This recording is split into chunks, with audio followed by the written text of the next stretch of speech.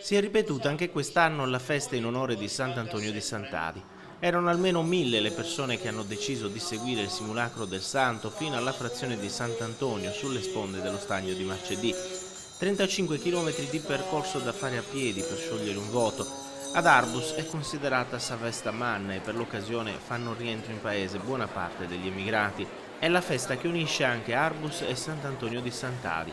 Nei 4 giorni di festeggiamenti vengono messi da parte i problemi della frazione che cerca da sempre la via dello sviluppo attraverso un rilancio turistico che porti la borgata ad avere almeno i servizi primari. Da più di 300 anni il rito si ripete. Il secondo sabato successivo alle festività di Sant'Antonio da Padova, la gente si ritrova nella piazza principale di Arbus per accogliere il santo e trasferirlo a Sant'Antonio di Sant'Adi, dove, dopo la lunga processione, il simulacro arriva a notte fonda.